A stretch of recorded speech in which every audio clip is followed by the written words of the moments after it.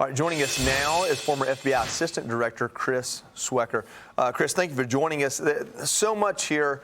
I think off the top here, let's ask about the video last night. You can throw it up against some of the stuff we've learned today, but what's your response to that video last night from the family? Right. I think they're playing this out. This is about all they have right now, and they are, they're making it very clear that they will pay. The question really is, and I'm very skeptical of this, is this really a kidnapping? Does somebody really have her, and is she really alive? And I don't think we have the answers to that question right now. I don't think her proof of life has been credibly authenticated at this point. So I think, you see them searching other places. You see them searching in the backyard there at that so-called manhole. They're still rounding out the investigation, and so I think they're giving some leeway for some possibility that this is not a kidnapping. And as I said, I'm very skeptical that it is one in the first place.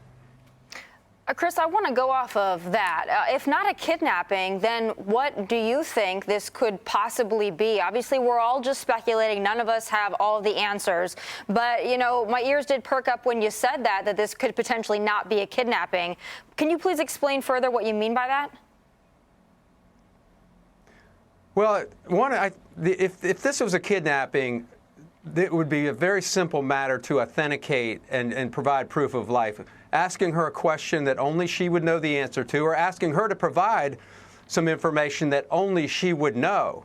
And the fact that the family hasn't paid the ransom at this point tells me that they're not to that point where they think this is a credible authentication, that they've had credible authenticators. So it could have been a home invasion that went bad. She's an 84-year-old woman living by herself out in the desert, no lights, maybe appear to be wealthy. So a lot of people come and go there. She's not doing her own lawn or taking care of her yard. She's not taking care of her pool. Somebody else does that. Repair people, delivery people. So we don't know, but to me, that you have to allow for the possibility that this was something more or something other than a kidnapping. Chris, there was this search last night and photographs being taken at the home of Savannah's sister, Annie, the other daughter of Nancy. Do you see any significance there? No, we're on the outside looking in on this. I mean, literally. And I'm not reading as much into what happens at that house, because I think the FBI is there quite a bit because they're working with them as a team, trying to work the kidnapping angle.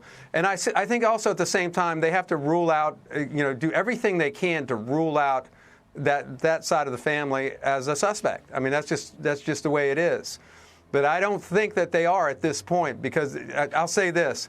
There's a big investigative team here, a lot of different agencies there. I just don't think they could hold that in. At this point, 7 or 8 days in, there would be leaks. And we're not hearing anything about that. Chris, going back to your great point about, providing proof of life and how that has not happened as far as we know. Earlier today, I was listening to some of the experts coming on our network, and they were sharing their perspective that at this point, the family, they thought, should not pay the ransom or offer communications like they were preparing to pay the ransom, because it gave too much power and control over to the alleged kidnappers, because we think that's the scenario here. Would you go that far? Should the Guthrie family not be making indications that they're willing to pay if there has not been proof of life at this point? Yeah, and yes, I agree with that. I don't think you appease and give them the power. I think I think that in this case, it is entirely up to the family whether they will pay to those Bitcoin coordinates. The 6 million. Remember now, it was 1 million not too long ago. All of a sudden, it's 6 million. I really think there's a third party here that's just playing with them, opportunists who think they can exploit this situation. And I think the family would have paid the $1 million if they had thought that there was a proper authentication. That they're talking about objects, floodlights, an Apple Watch, and a lot of that stuff could very well have been already out there on social media a long time ago. So I want something that comes from her personally. Chris, just very quickly a follow-up, because you said you're still very skeptical that this even is a kidnapping, and you just suggested that maybe someone's out there exploiting the situation, messing with this family, which would be evil unto itself. So you think that potentially there is a separate crime involving Nancy and then unrelated someone exploiting it? Right. I think that, I mean, we've already seen one arrest to that, very similar to that. Someone was arrested for a phony ransom demand. And, this wouldn't be the first time this ever happened. Believe me, this is not uncommon for someone to exploit the situation like this, as bad as it is. Yes, that's a separate crime. Real quick on that, I just want to follow up on what God just asked you, because if that were the case, there's some sort of home invasion, she is no longer alive or what have you, it's not a kidnapping, and some random person is sending these messages. It seemed in that video that the family posted yesterday that they really genuinely believe that's who has their mom. Mm-hmm. What would the FBI's direction, if you would call it, to the family? Would you advise her to go ahead and post that video? That's where I get a little bit curious here, because we've had multiple people say basically what you have. At the same time, wouldn't you stop the family from putting such a video out if you weren't really sold that that was even who has her mom? Well, it's normal for the family to want to grab onto this, and I don't want to, dash their hopes. Yeah. We hope this is a kidnapping. Yeah. But and you have to play this out, and I think that's what they're doing.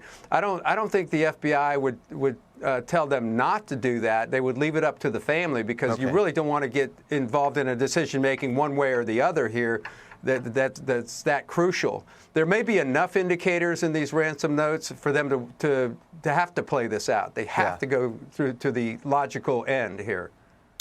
Chris Swecker, thank you so much for bringing your experience to the show tonight. Obviously, everyone's tuned in and hoping for a happy ending here as we just try to read the tea leaves. Thank you for joining us. Hey, Sean Hannity here. Hey, click here to subscribe to Fox News YouTube page and catch our hottest interviews and most compelling analysis. You will not get it anywhere else.